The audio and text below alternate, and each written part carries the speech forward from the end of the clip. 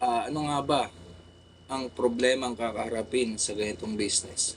Tagal ko nang nagninegosyo ng ganitong business. Marami na akong na-encounter ng mga iba't ibang klaseng problema. Una, tao. Pangalawa, bodega. Pangatlo ay ang competitors. Una sa tao. Marami akong na hawakan tao, iba't ibang klase ng personality, attitude. May mga nahawakan akong malikot ang kamay, yung hindi mo siya mapagkakatiwalaan. Halimbawa, maglagay ka lang ng pera sa lamesa, bigla-bigla na lang mawawala. Basta hindi sila komportabling kasama na mag-iwan ka lang ng konting barya sa ganun. Hindi sila honest. Talagang iiko ka nila, bubulsa nila, ganun. Tapos may na-encounter din akong may mga bisyo na ang masakit pa nun, ang bisyo nila ay drugs, droga. Yun, hindi nakakairita rin silang kasama, although masisipag naman yung mga na-encounter kong may bisyo, masipag. Tuwing hapon nga lang mga nawawala sila. Hindi mo alam kung saan mga nagpupunta. Yun na yata, gumagamit na yata, parang gising magdamag, mga ganon. Nakakakon din kasi parang malulungkot ka rin para sa kanila kasi instead na makaipon sila, hindi sila nakakaipon dahil napupunta po sa bisyo. Tapos yung meron din naman akong na-encounter na yun, hindi rin honest. Rumaraket naman sa deposit, sa gasolina. Siguro parang kahit anong gandang pakikisama mo, ibigay mo ang magandang nararapat para sa kanila, pero gagawin ka pa rin nila ng masama. Parang habit na nila. Yun sa rumarakat sa deposit, yun, yung halimbawa, pag hindi ka talaga sobrang nagtiwala ka, hindi nila ididetalye yung buong deposit. Halimbawa, deposit is 100 pesos, sasabihin nila 80, ganon. Kaya kailangan i-check mo talaga ng mabuti. Tapos, sa gas, yan, may na-encounter din ako recently lang. Yung isang taong umalis nga, buti, nagpaalam na siya. Shoutout sa'yo, joke lang. Ang motor niya is TMX na binigay ko sa kanya, gamit niya, which is ang capacity lang yata nun is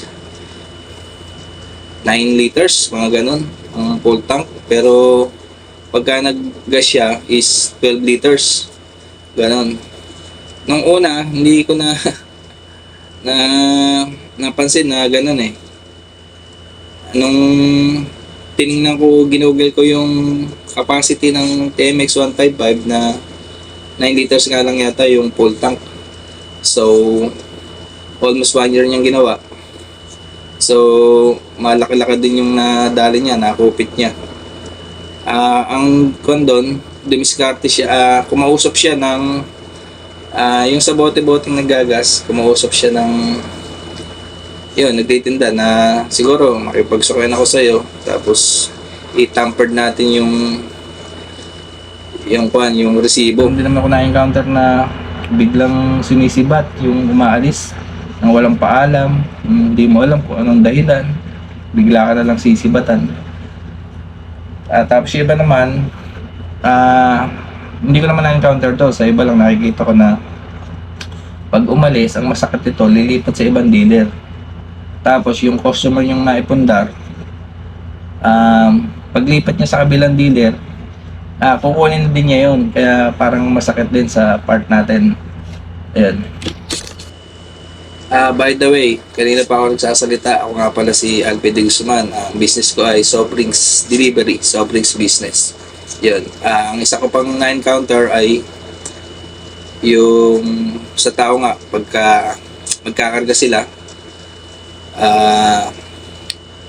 iba-ibang klase kasi yan eh. RC, tapos Coke product, A-Tones, tapos Mountain Dew, mga ganon.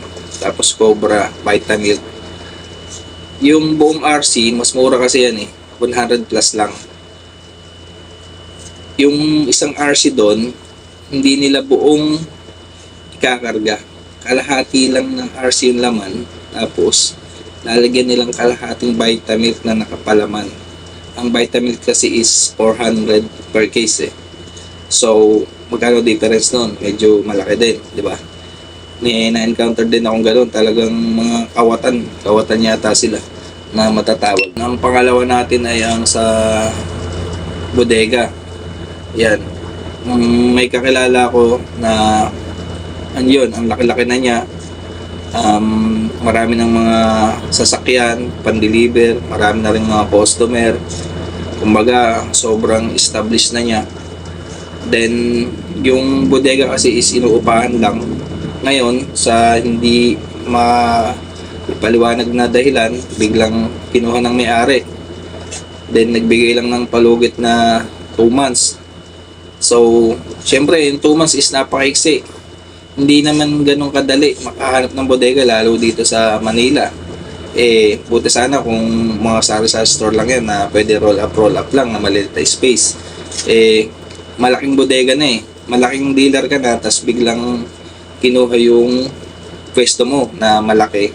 Yun ang napakasakit na pwedeng mangyari sa'yo. Kaya dapat handa kayo sa ganun na dapat lagi kayo nakalook forward sa magkaroon ng malaking bodega or may mga option kayo na pwedeng maupahan in case na sumapit yung ganun. Ang pangatlo is yung competitors nga. Merong dealer kasi na bigla na lang silang, lalo yung mga bago na yung mga naipundar mong dealer, mga naipundar mong customer, susulutin nila sa'yo yan. Magbibigay sila ng mga murang presyo. Ganon kasi pag mga bago aggressive sila. Talagang kailangan nila, ang goal nila talagang lumaki din sila, ganon. Kaya agawan, magkakaroon ng price war. Pero meron pa doon pang counter sa mga ganong strategy nila. Hindi sa atin pwede yun. Kaduli tayo. Danilo. Tayo para walang problema. Sige mo. RJ 4029. Wi-Fi parcel 388. Gawin natin 4030. Dashboard. Okay.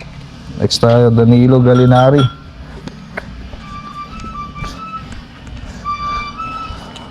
Danilo, it's payday. Ulit sa'yo, cash band 500, Wi-Fi 333. Tapos kinaltas naman ni Alexis ng 2K sa cellphone. Kaya ito na lang sasahurin mo. Sige. Pero ang balance mo sa cellphone is 4K. Tama ba? Ay, kulang. Namali. 2,417. Kulang pa ng 1K. Mali yung naihanda ko, nalaglag. Di ba na-doble yan? Di ba 5K yan? Kulang 1,000 kay Danilo. Ilang bali ka? Tatlong 1K? Ay hindi, 1332 yung isa eh. Hindi, cellphone. Oo, tatlong 1K plus cellphone. 1168. Hindi, teka, kuha ko ng ulam.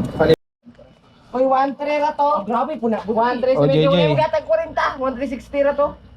Wala kang bali JJ, no? Gatag ni mong 40 wala. Ano mabuti? Cash ba lang, tsaka wifi yung kinalta sa'yo. 4417, trust ko sa'yo same kayo ni JJ, wala rin, ni Denden, wala rin biya, bali. Wala akong biya. Ba't sobra to ng 200, gagi. Pa ako na lang. Pa-double check. Nagkulang ako kay Danilo ng 1K, hindi ko alam kung saan Okay lang napunta daw yun niya. Kahit Ha? nagkulang daw, okay lang daw yan. So, pagkain ba yung tinatanong mo?